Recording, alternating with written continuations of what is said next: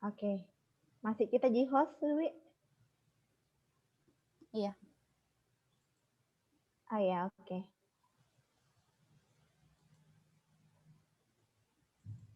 Could we start now? Oh ya, remember to record. Bisa aja kamu Already? record. Sudah, Mide. Oh, Wiwi sudah. di yang record. Oke.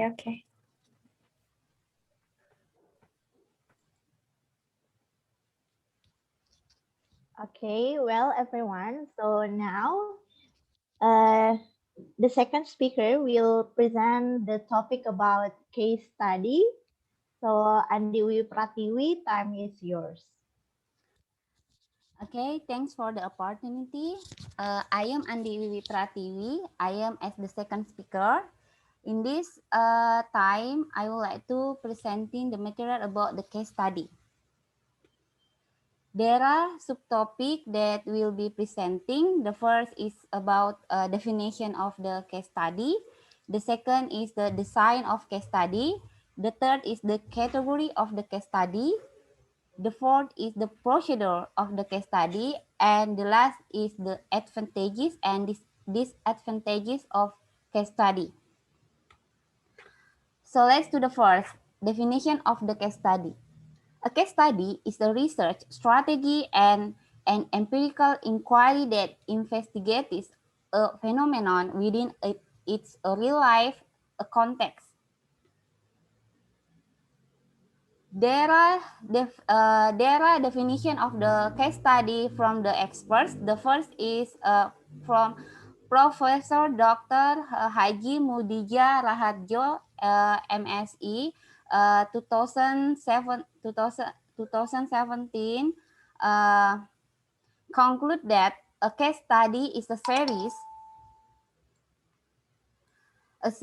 series of scientific activities carried out intensively, in detail and in depth about a program, event, and activity either at the level of individuals, group of people, institutions, or organizations to gain in-depth knowledge of the event. According to the Merriam and Tisdale 2015, a case study is a description and in-depth analysis of a bounded system, a system that cannot be separated from one case to another because in a case study, there are parts of the system that work in the integrated manner and are patterned with others. And then the third is according to the Creswell 2000, a case study is a qualitative research approach used to understand an issue or a problem using case. And then according to the Yin 2009, a case study research involves the study of case within a real life contemporary context or setting. And then type of case study. There are three types of case study. The first is single case study. Single case study is when there are no other case available for replications. For instance, for example, a social study on the effect of the collapse of a Highland Tower in Kuala Lumpur in 1990, or the effect of tsunami in Aceh in 2004 can be conducted using a single design where events are limited to a single occurrence. So in the single case study, only one cases. And then the second one is the multiple case study. Multiple case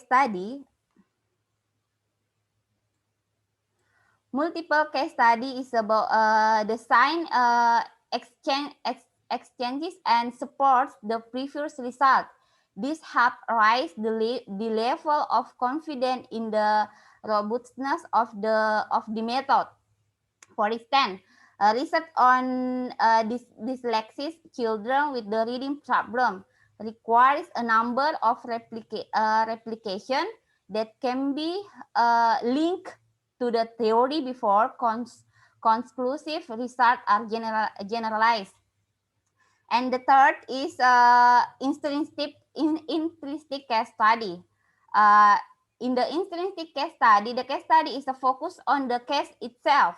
For instance, evaluating a program or studying a student having difficulty. And then the third subtopic is about the category of the of the case study. There are three categories according to the Yin 1984. Now three category of case study. The first is exploratory. The second one is descriptive, and the third one is explanatory. Exploratory is a case study when set to the explore any phenomena in the data which serve as a point of interest to the researchers. Sorry.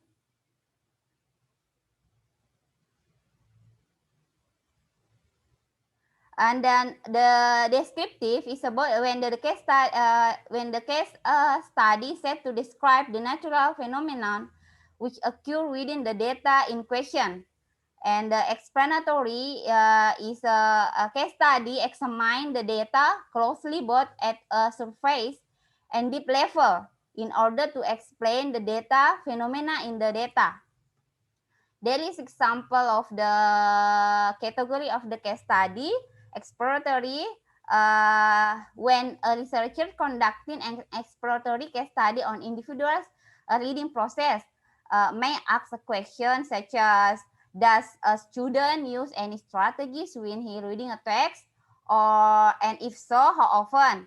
These general questions are meant to open up the door for further examination of the phenomena observed. And then the descriptive case study, for example, when the researcher want to research what is the different strategies are used by a reader and how the reader use them. The goal set by the researcher is to describe the data as they occur.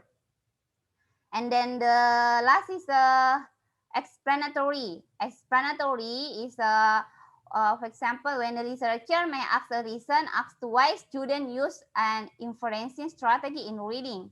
This is according to the SAIDA, SAIDA is 2003.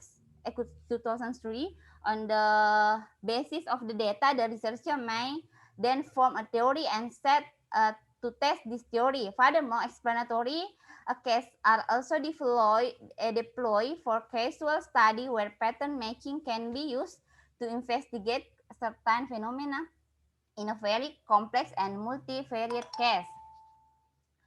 So the explanatory is more. And then let's do the procedure of the case study. There are 5 procedures.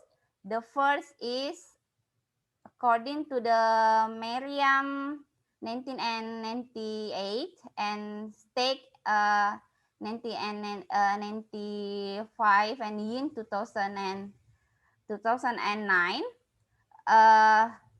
There are 5 procedure that for conducting the case study. The first is the researcher determine if a case study approach is appropriate for the studying the research problem. The second is the researchers next identify their case or cases.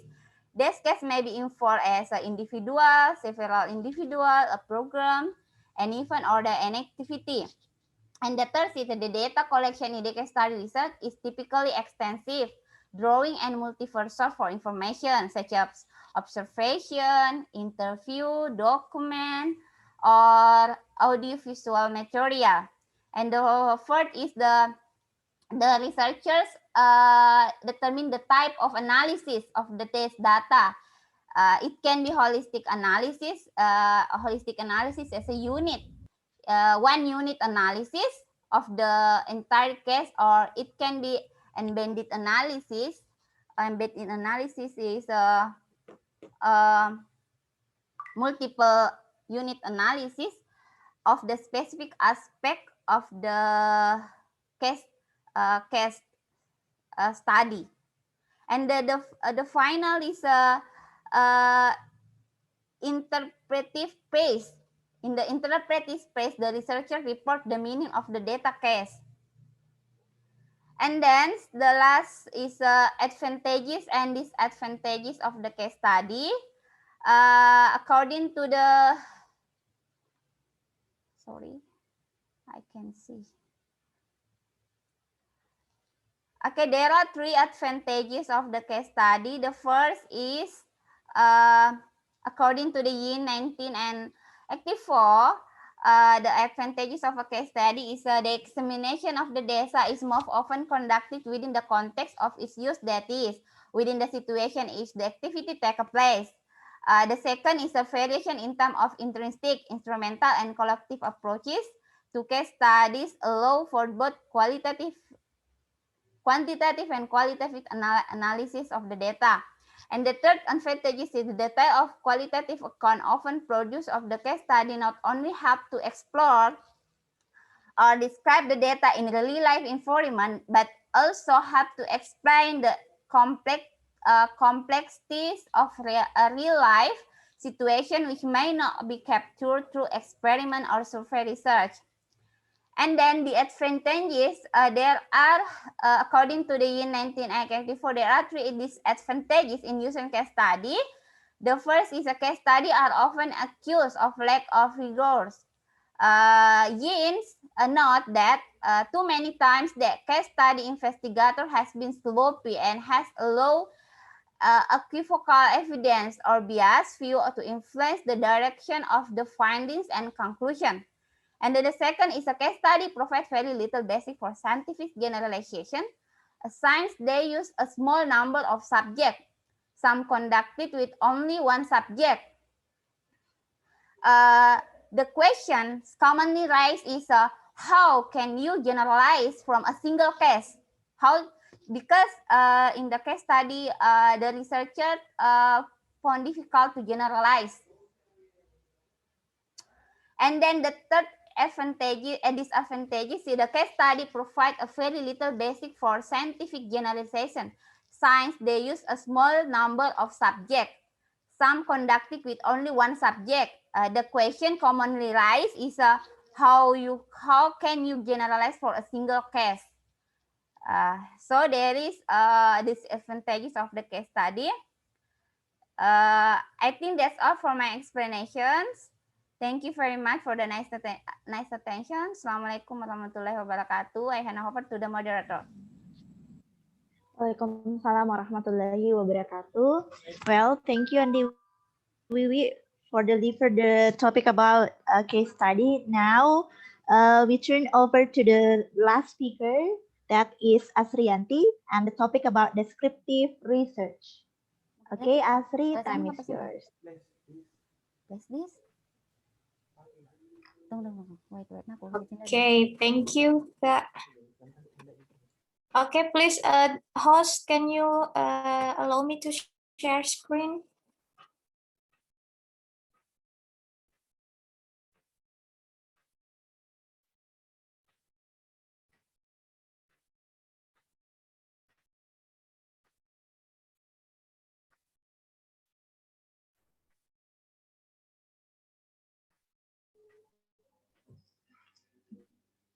Okay, thank you.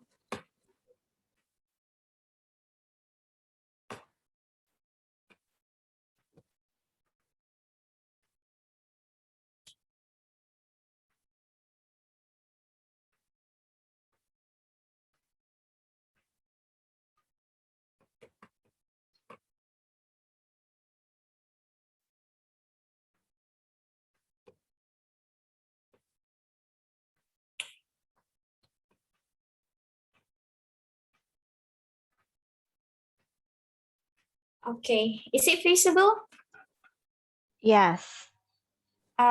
Is my voice clear? Yeah, it's clear. Okay, great. All right, so Assalamualaikum warahmatullahi wabarakatuh. Thank you for the opportunity. I would like to explain my material about descriptive research. So in this topic, I like to highlight for six subtopics. The first one is the definition about descriptive research. The second one is the characteristic. The third one is the application. The fourth one is method, and the fifth one is example, and the last one is advantages and disadvantages of descriptive research. So let's come to the first point is about definition. So what is the descriptive research is actually? So here I have highlighted some definition of descriptive research. The first one is descriptive research is defined as a research method that describe the characteristic of population or phenomenon studied. So this methodology focuses more on the what of the research subject than the why of the research subject.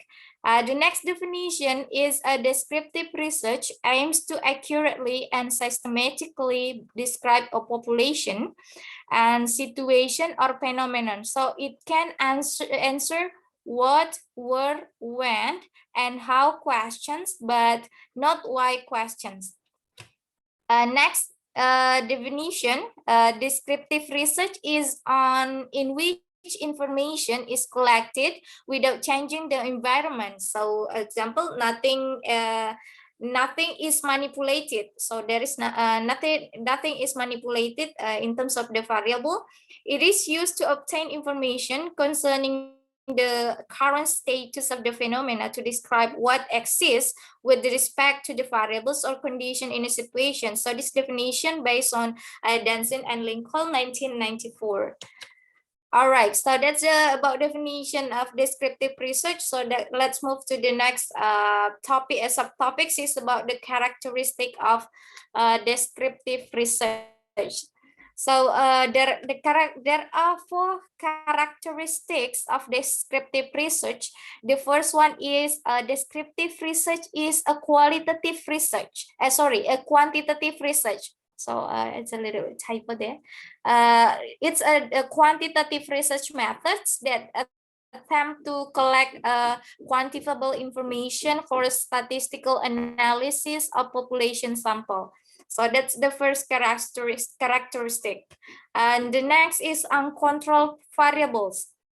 So in descriptive research, none of the variables are influenced in any way. So there is not manipulated variables. So this uses a variation observational method to conduct the research. So the nature of the variables of their behaviors is not in the hands of the researcher.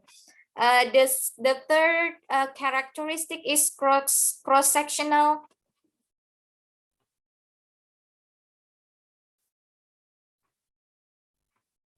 Hold on.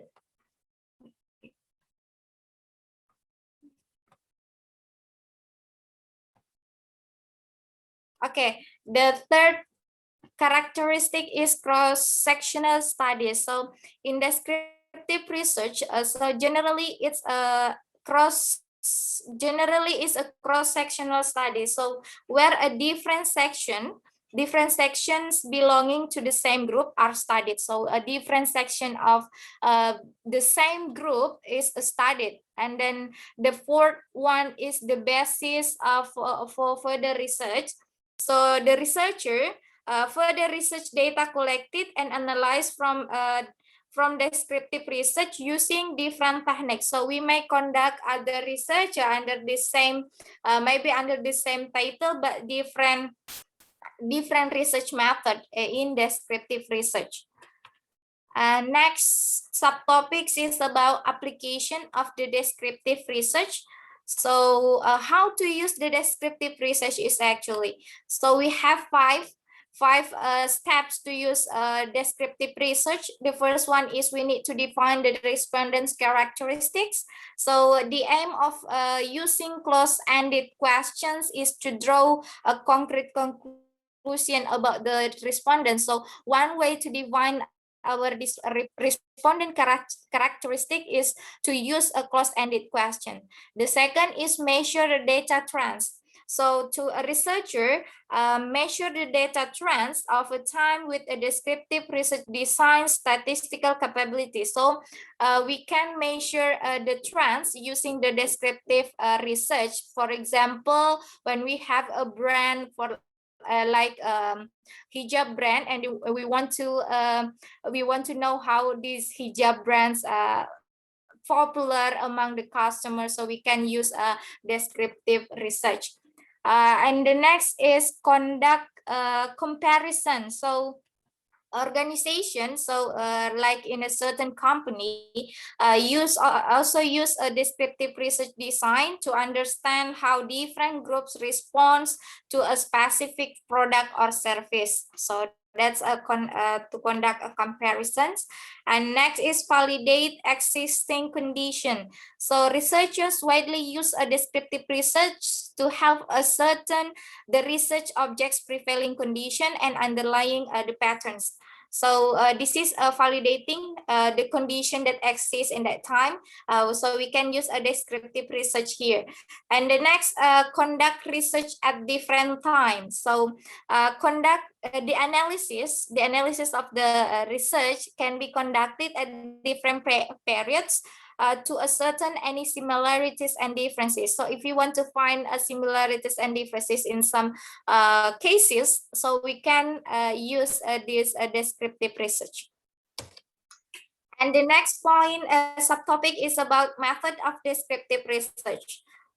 So we have three methods of descriptive research. The first one is observational method.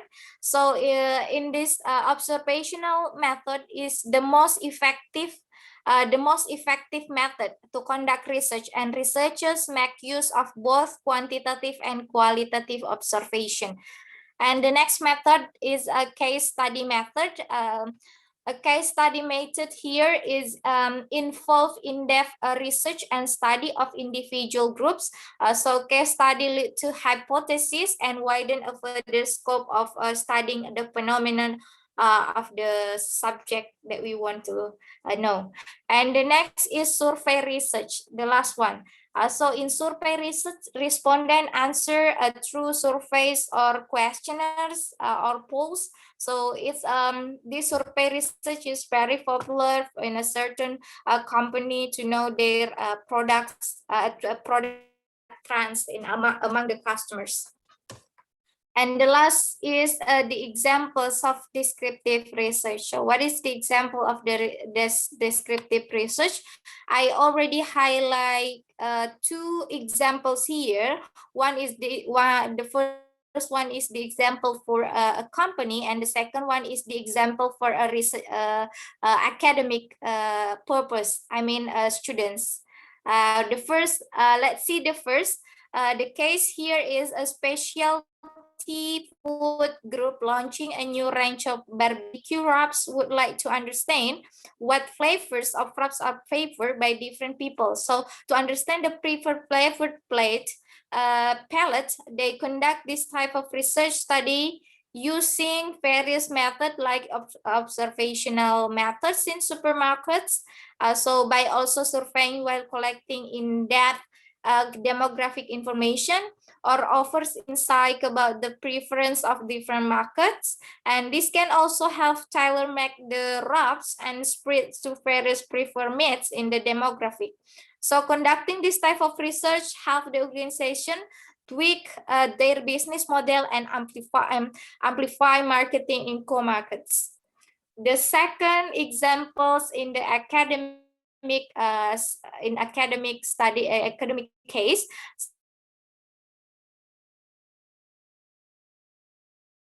is if a school district wishes to evaluate teachers' attitude about using technology in the classroom, so by conducting surveys and observing their comfortableness using technology through observational method, the researcher can gauge what they can help understand if a full-fledged implementation can face an issue.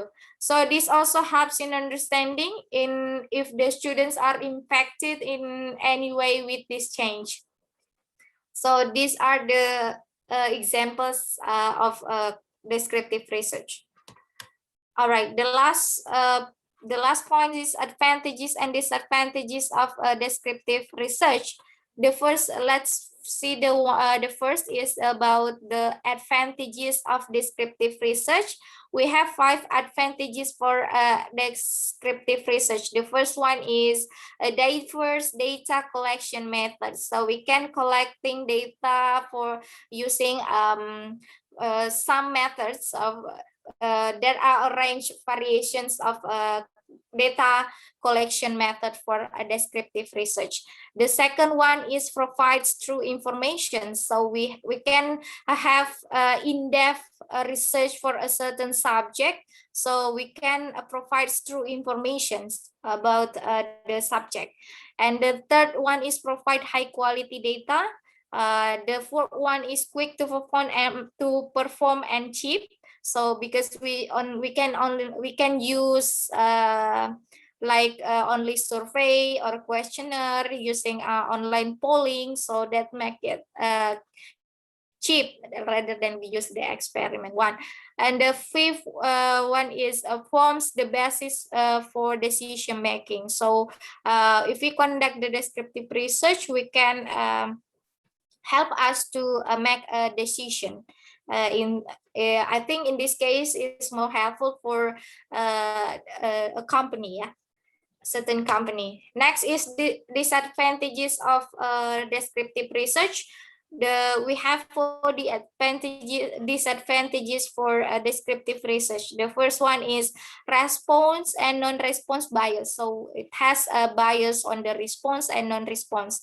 The second one is the researcher might decide to influence the result of the research due to the personal opinion or bias towards a particular subject. So it can have a bias from the researcher because sometimes it influenced by the personal opinions. The third one is a case study or sample taken from a large population is not representative of the whole population. So a case study, if we conduct a case study for a large population, so it cannot represent the whole population. So that's the one of the disadvantages of our descriptive research. And the last one is limited scope. So the scope for descriptive research is limited to the what of the research with no information on why, thereby limiting the scope of the research. As what I have explained in the very first presentation about the definition, where descriptive research only answer what question but not why questions. So I think that's all. Thank you for your kind attention. I hand over to the moderator. Thank you very much. Okay, thank you for all the speakers.